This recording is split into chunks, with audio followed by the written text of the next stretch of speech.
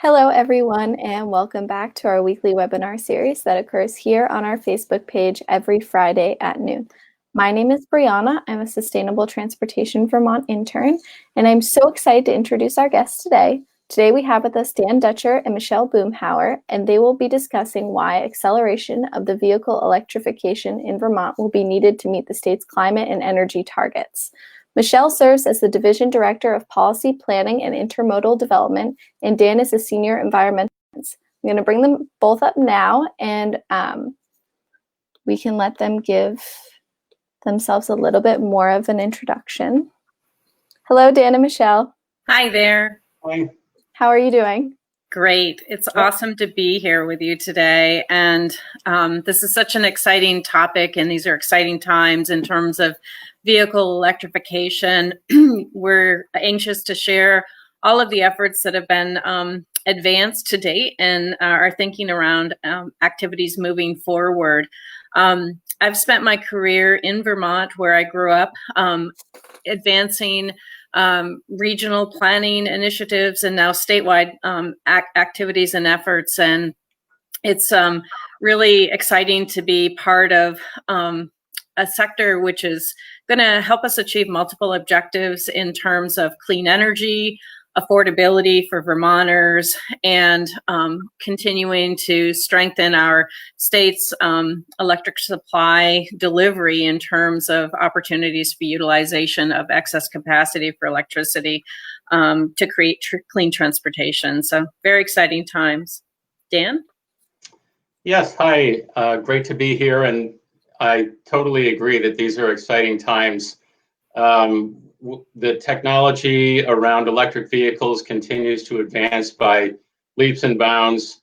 And we actually have the technology now to flip the passenger fleet, and it's only getting better. And the technology for medium and heavy duty vehicles is maturing rapidly. So I think we're about to hit a catch point in vehicle electrification. It's going to be kind of a hockey stick curve, and we're going to hit that inflection point and really start to take off. I've been in my current position at VTrans for about 4 years. I'm the Senior Environmental Policy Manager. Prior to that, I was an Assistant Attorney General with VTrans for about 8 years. And previously in my career, I've worked with the Vermont Natural Resources Board, the former Vermont Water Resources Board, and the Pennsylvania Department of Environmental Protection. And I like environmental issues for many reasons, but one is because you can look at them from so many different angles. There's the science and technology, there's law and government policy, and you can even get into philosophy and values. So it's pretty challenging and interesting work. Well, thank you both for those introductions. So now I think it would be best if we moved right into the presentation. So we're going to start off with Michele.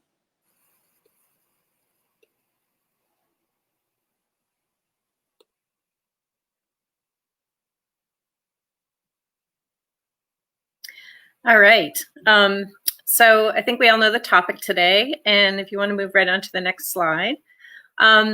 So I think everybody's probably aware of the significant impact of GHG emissions from the transportation sector. It's by far our highest emission sector, and that is in large part because of the gains that we have made on the household and industrial energy side of the equation, and the fact that we have benefited over the years from very clean electric energy. And so that really leaves fossil fuel from transportation use leading the GHG category. Next slide. So a lot of opportunity for benefiting from the adoption of EVs, not only lower GHG emissions, but other kinds of air quality emissions as well. And, really a big piece is the amount of money that leaves the Vermont economy on an annual basis from the purchase of fossil fuels. By diverting the fleet and converting the fleet to electric, we will see a much higher amount of disposable income at the household level, not only dollars saved from the reduction in cost of fueling with electricity, but also the circulation of energy in the economy. Obviously, the energy security piece in terms of where our reliability on fossil fuel from foreign sources, excuse me, but also in terms of how the domestic sources might be secured and the types of impacts those have. And then, of course, you have much lower maintenance costs with an electric powered engine versus an internal combustion engine in terms of the types of servicing that might be required. And it's really pretty seamless nowadays in terms of how you would operate your electric vehicle, and will become more seamless as time moves forward. And we have EV charging readily available at most people's homes based on home construction practices or multi-unit construction practices. So it's not going to be that heavy of a lift for folks to shift in terms of activity. Next slide. So some of the barriers that folks are experiencing in these early stages are the upfront costs. It can be more expensive to purchase an electric vehicle, although prices are coming down. There are a lot of federal, state, and utility type of incentives that are available. And we are seeing price points that are actually very favorable when you consider the overall costs of the vehicle ownership over the time of purchase, or over the time horizon of the purchase. There is still somewhat of a perceived lack of charging infrastructure. It's not like gas stations where you see them at every corner in developed areas. And so folks, are still wondering if they will be able to reliably get from point A to point B. However, with the expansion of the mileage capabilities for vehicles, the range, that too is changing. People think there's model limits and there's not availability of adequate types and styles of vehicles. And that's something that also is really changing. And we have so many models coming out every year. All the manufacturers are recognizing that this is the direction. And Drive Electric Vermont, I will probably plug them a number of times during this presentation, maintains an excellent summary of all of the vehicles that are available in Vermont and what their opportunities are in terms of choice for the consumer. The dealerships also are still on a little bit of the uptake. Some dealers are much more progressive and aggressive in marketing EVs and moving EVs than others. And I think that too is an area where we want to provide some focus and some continued investment in terms of the technical assistance we're providing to dealers to really understand that consumers want these products and want to move forward. We're doing a lot of work in terms of utility policies that will provide opportunities to advance EV adoption and the development of EV charging infrastructure. And those items that we're working on currently include addressing rate design and making sure that we have a favorable per kilowatt hour rate structure for charging transportation vehicles in the market.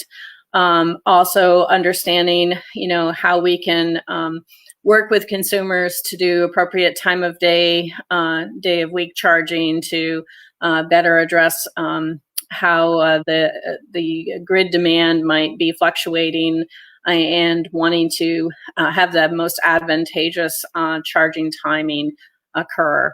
Demand charges, which is when you're pulling a significant amount of energy, like you might be with an EV fast charger, often will trigger what's called the demand charging price structure within the utility framework, whereby they need to collect excess funds to make sure that they, the pipe is, so to speak, that's delivering the electricity, the lines are adequately sized for bigger loads. And those can be a big detriment to siting of EV fast charging stations because demand charges are very steep in terms of when they are triggered. So we're looking at different ways to address how we might sort of smooth those cost pressures. Price transparency at charging stations. While we have initiated legislation that would require both the monitoring of making sure that the accurate amount of kilowatt hours are being delivered when you charge at a public station, but also that you can drive up to it and understand how much you are paying on a per kilowatt hour basis for the energy you're consuming, just like you would if you see a price per gallon at the gas tank. And we're a little behind nationally in terms of the National Standards Board that addresses weights and measures coming up with the specific standards for this. So we're not quite yet seeing those come through in terms of the ability of us to accurately provide those that piece of information, which the Agency of Agriculture is actually has to administer. And then finally, the highway user fees that are not collected because we are not collecting gas tax from EV drivers is a significant long-term concern that we need to grapple with. I think right now we are losing more from energy efficient internal combustion engine advances in terms of the high miles per gallon that you can now achieve with very efficient vehicles that are internal combustion compared to the amount of lost revenues from electric and plug-in hybrid vehicles. However, this will change over time as more vehicles come into the market, and we're going to have to come up with a methodology. And we're hoping to introduce legislation through a pilot this coming legislative session to better understand, and demonstrate how we could start to look at collecting those fees and different options that consumers might be able to take advantage of. Next slide.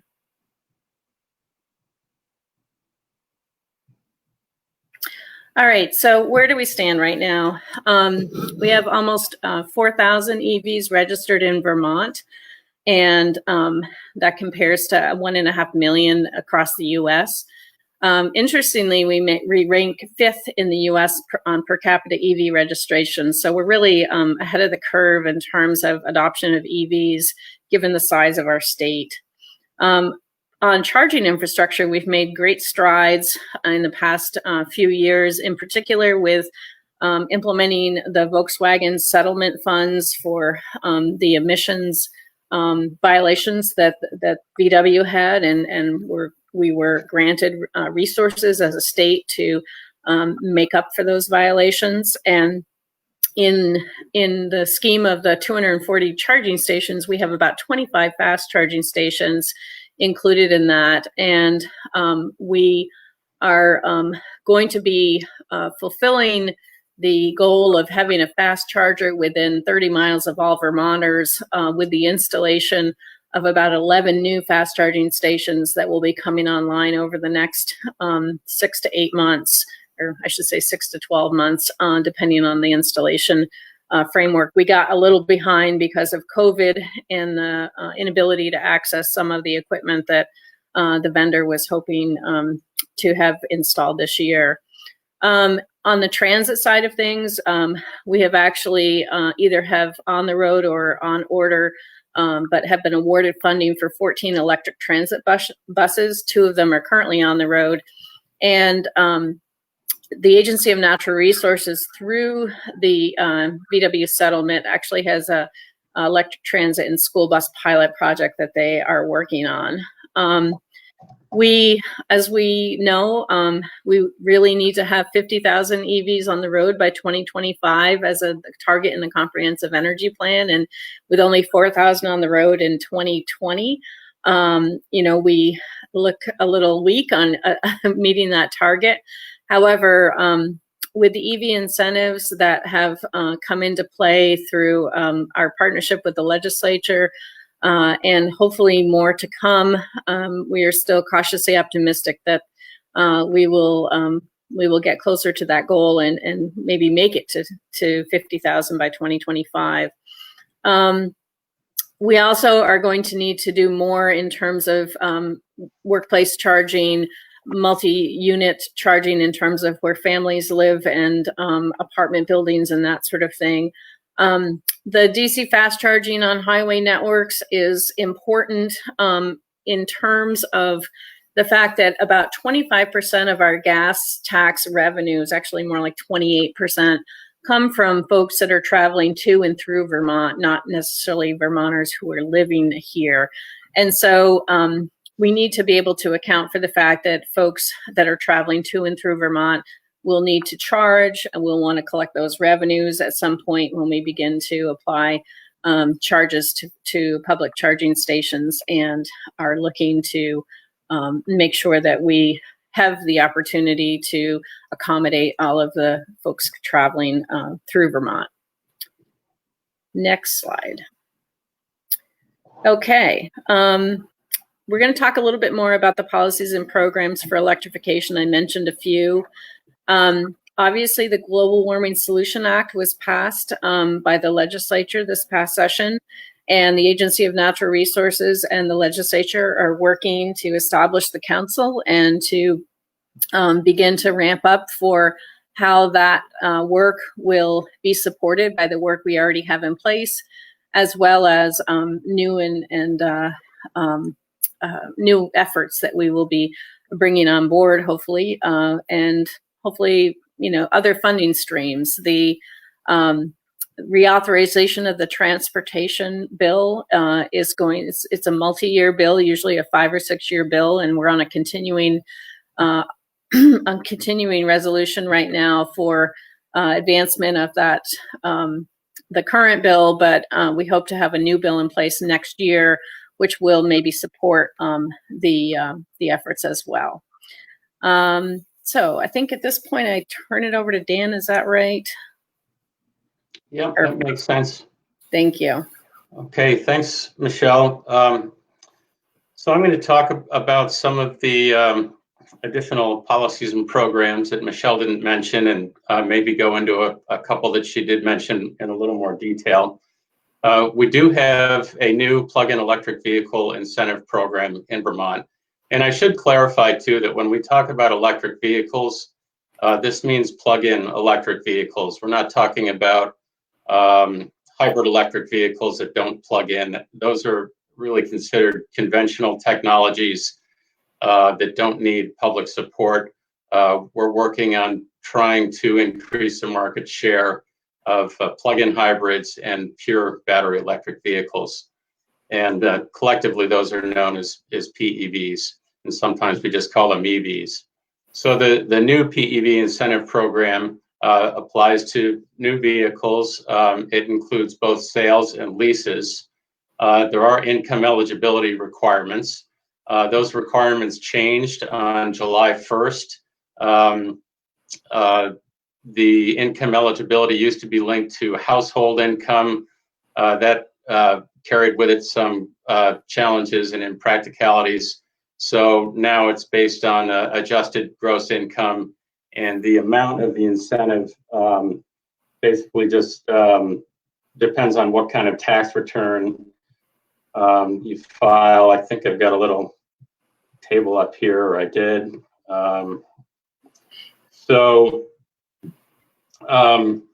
To give you an idea, if you file individually and you make less than $50,000, you can get up to $4,000 in this state incentive program for a pure electric vehicle. For a plug-in hybrid, it's $3,000. If you make between $50,000 and $100,000, you can get $2,500 for an all-electric vehicle and $1,500 for a plug-in hybrid. And those incentives can be stacked on other available incentives, including federal tax credits and utility incentives. So, you know, it's a pretty good program. It's been very popular. The program launched in December 2019, $1.1 million in incentive funding was available, and that money ran out on October 1st. So, you know, even with the recession and the dampening of vehicle sales that resulted from the global pandemic, the program's been quite popular, and there's been quite a robust income from people who get the extra incentive from being in the lower income brackets. So it's been pretty good for trying to ensure that all demographics can benefit from vehicle electrification. Right now, the program has been suspended because the funding was exhausted. As I said at the beginning of this month, the legislature made an additional $950,000 in incentive money available. And we have to complete the contracting with our partners, which include Drive Electric Vermont and the state's distribution utilities, to make that money available and relaunch the program. And we're almost done with that process. So, you know, hopefully within the next week or two, we can relaunch. The program applies to EVs with a base manufacturer suggested retail price of $40,000 or less. Base price means the lowest trim line. So you could buy an electric vehicle for $39,000, add $10,000 of you know, options to it, and you'd still be eligible for the incentive if you were income qualified. It's the base MSRP that determines which vehicles are eligible. And I think there's about 24 electric vehicles available in Vermont, model types, different model types that you can get for $40,000 or less. Next slide, please. So a little more on charging incentives. EVSE means electric vehicle supply equipment. It's kind of easy to get jargony, but it just essentially means charging stations. So in addition to the vehicle incentive program that I just talked about, there is an EVSE grant program. In 2019, a little over $1 million in funding was made available, and that was way oversubscribed. So this program has also been very popular and very successful. We got 141 applications in the first two grant rounds, and ended up awarding over $1 million. This is VW settlement money. For those of you who don't know, Volkswagen installed devices in its diesel vehicles that cheated on emissions tests. And Vermont's share of the nationwide settlement was about $18.9 million. And the states were allowed to spend up to 15% of that amount on passenger vehicle supply equipment. And Vermont elected to spend the full 15%. So that's about $2.7 million going into this. After the first two grant rounds, we did things a little differently. Instead of opening things up to a lot of different categories and many different applicants, we looked for a single bidder to help us build out our highway corridor fast charging network, direct current fast charging. And we did get a bidder. And right now we're trying to wrap up contracting. So it's not a done deal yet, but we're very close. And once we get the grant agreement signed, the grantee will build out 11 charging stations across the state. These are all in strategic areas that were predetermined by the state. We have an interagency group that worked on that. And I think, as Michele said earlier, once this project is complete, we'll have a fast charger within 30 miles of just about every address in Vermont. And about 6 of those stations are going to be 50 kilowatts in power, and the other 5 will be 150 kilowatts. So this will be a very good foundation that will give people confidence to travel in and around the state. And the fast charging stations will provide consumers with an alternative if they aren't able to charge at home. Next slide, please. So a little more on charging station grants. We got an additional $750,000 of state money in the 2020 legislative session to continue this program. And we're going to use that money to continue to build out fast charging stations and to build in some of these critical gaps. This, I think, will go a long way. There's a chicken and egg issue, obviously, when you're dealing with a new vehicle technology like this.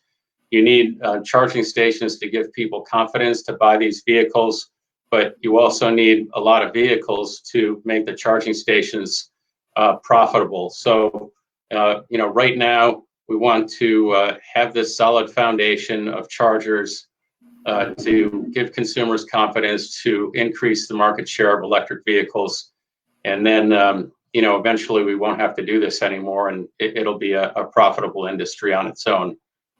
And then after this grant round, maybe next year, we have about $200,000 of Volkswagen money remaining for charging infrastructure. And we'll probably switch from fast charging and use that for workplaces, multi-unit dwellings, and overnight lodging. Workplace charging is important. Research has shown that putting chargers at workplaces increases the chances that people will buy an electric vehicle. And it also allows us to draw down power during the daytime and from clean resources like solar power. Next slide.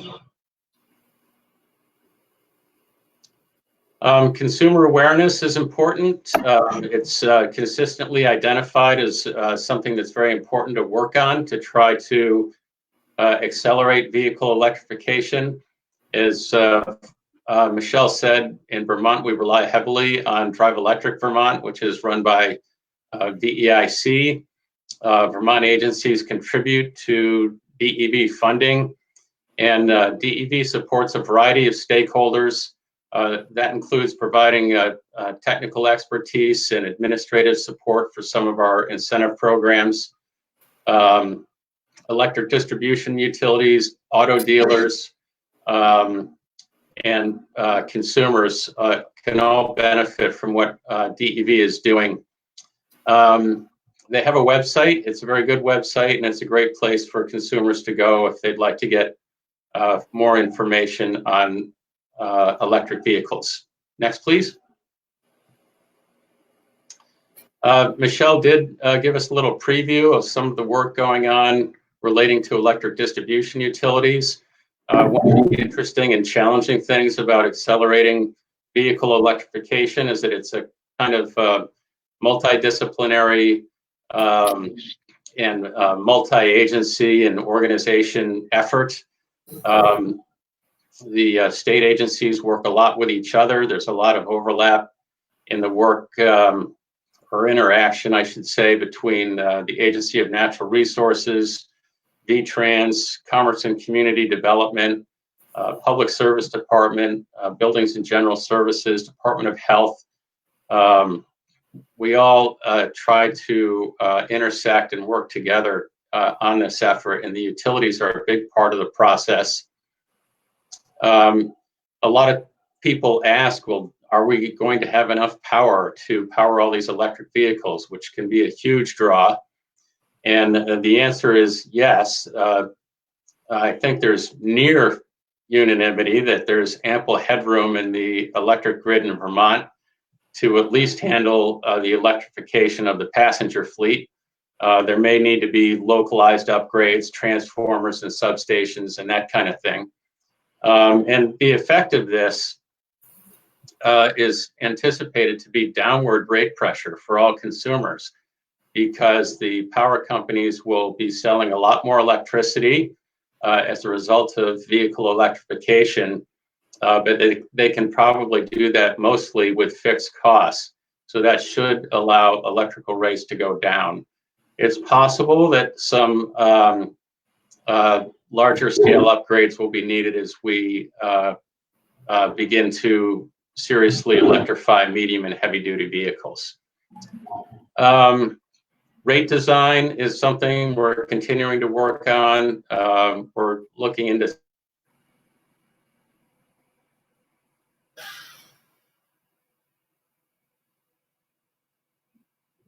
take advantage of the fact that electric vehicles, like all vehicles, spend most of their lives sitting idle, which means they don't all have to be charged during peak demand hours. And this is an opportunity to offer consumers lower rates when they charge, and again, to try to benefit all consumers by encouraging EV uptake. Demand charges, Michele mentioned, that's a big issue for fast charging, and it's something else that we're looking at. I don't have an answer right now, but obviously the fast chargers are kind of a worst case scenario when it comes to demand charging, because there's a huge spike in electricity when you hook up to a fast charger, and then the charger may sit idle for a while, especially in lower utilization sites in these early stages. So we are working to address that. And I will say also that the utilities, as I mentioned earlier, they do offer their own incentives that can be stacked with the state's incentives, and they do that through our renewable energy standard. The utilities are helping us run the EV incentive program without any charge. So they've been very active partners.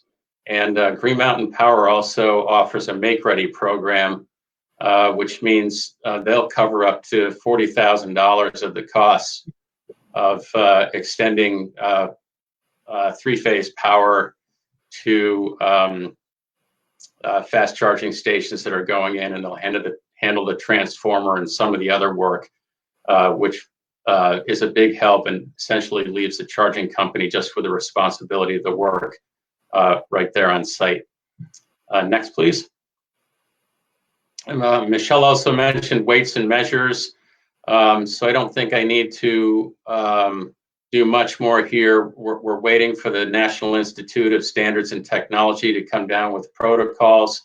The Agency of Agriculture, Food and Markets will have responsibility for this program, just as they handle gasoline filling stations and the scales when you go to a food market and so forth.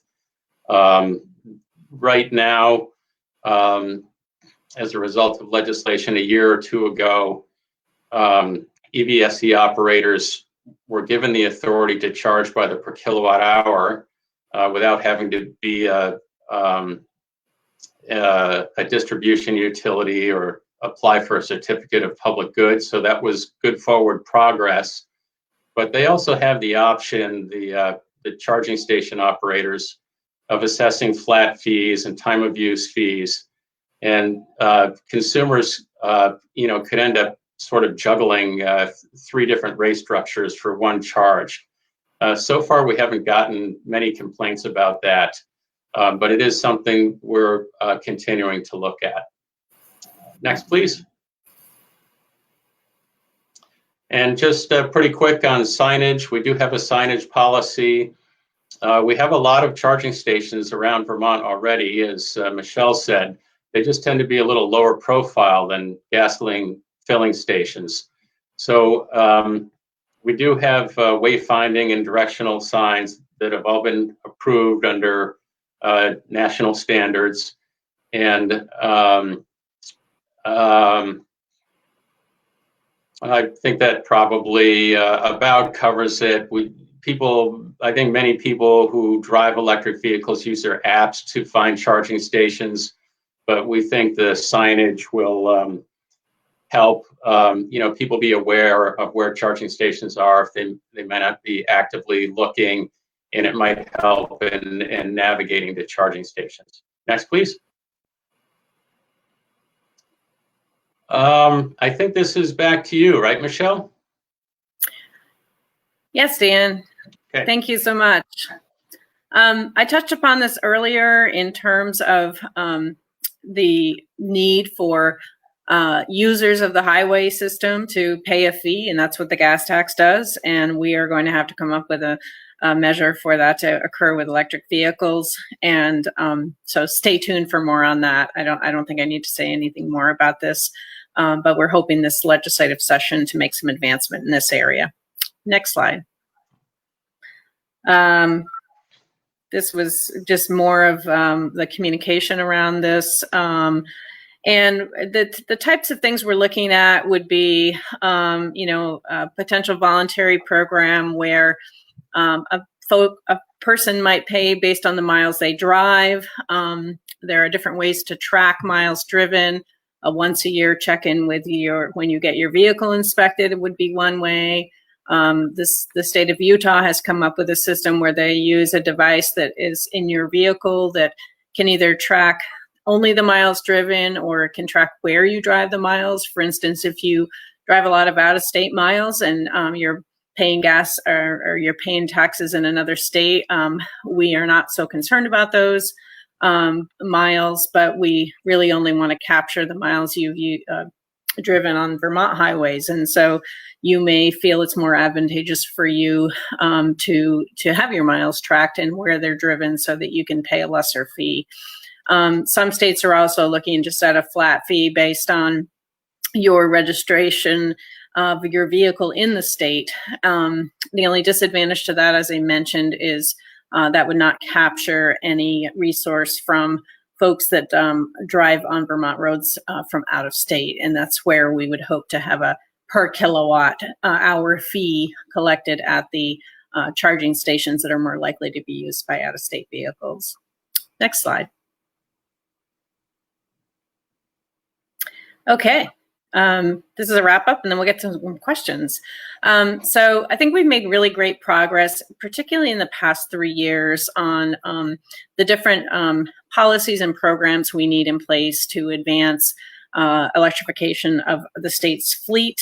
We've already mentioned that we have a really high per capita adoption rate already, and we're seeing the market scale up. A couple of dealers in the state have really been pressing on this front, and I think we'll continue to see more of that as we move forward. So stay tuned for more excitement. And with that, I guess we can move into the question and answer period. And I'll start by addressing the questions in the chat box. Claire asked about how long it takes to charge an electric vehicle. Well, that's very variable. And it has to do with not only the size of the battery of the vehicle, but it more also has to do with the type of charging infrastructure you're using. Charging infrastructure comes in what we call 3 levels. Level 1 is like plugging in with an extension cord at your house or right into your wall socket. Level 2 is basically using more like a 220 power to charge your vehicle. And I should say that level 1 might take overnight to charge your battery, depending on your battery size. Level 2 might take it 4 or 5 hours to fully charge your battery, depending on your battery size. Level 3, which is the fast charger we've been talking about, is really the highest speed, and that can be accomplished in 10 to 20 minutes, depending on your battery size. And so that's more like what somebody would expect if they were traveling and they basically needed to linger in a particular place and get a charge, and maybe like you would, stopping at a filling station these days. So that's the answer to that. Michele, can I just weigh in on that one? Yeah. I'll just say that this sort of next generation fast chargers that are coming out are 350 kilowatt chargers. Yeah. Those are being installed by Volkswagen's subsidiary Electrify America and also by Tesla. And if you go to a 350 kilowatt hour powered charger, and you have a car with a battery capacity to accept that kind of charge that fast, it would be about 20 miles per minute. So that comes down to about 100 miles in 5 minutes, or 400 miles of range in 20 minutes. So, you know, right now, not all cars have that capacity, and not all fast chargers are that powerful, but that's where it's starting to go. And that will be the model in the very near future, where it's closer to a filling station experience. So that's all I had to add on that. That's great. So the next question is from Jacob, and he's wondering about EV adoption. And so EV adoption, like most any technology, has an adoption curve. And if you look for if you Google technological adoption curves, they are, basically a curve that is kind of flat for a long time, and then it moves up steeply, and then levels off. And essentially what happens is you have your early adopters who are all about new and exciting technology. They're the ones that want the next generation iPhone every time. And, they aren't as concerned about cost or the fact that there are going to be upgrades as we move forward. And then you have folks who start to see things coming along and really want to try it and see the benefits. And then eventually you get to the place where you have, widespread adoption. So it's very much an exponential curve. You can see that in Vermont. Actually, at Drive Electric Vermont, they have some great graphics on the adoption uptake for Vermont. And, I think we mentioned earlier that manufacturers are coming out with many more models every year. They are branching into their, truck markets, into their SUV crossover markets as well. And I would say that certain states are much more advanced. The states that have adopted the zero emission vehicle standard, including California, Vermont, New York, I won't be able to name them all, but those states, there was actually a benefit for manufacturers to address placing electric vehicles in those states and advancing the sales. And so you'll see those states ahead of the curve. Dan, you might have more to add on this as well. I don't know if I do, actually. I think you covered that pretty well. Okay, great, thanks. Yeah. All right, Vivian wonders, how expensive is it to charge on the fast chargers? Honestly, I've never used a fast charger. Dan, I don't know if you have any background on this.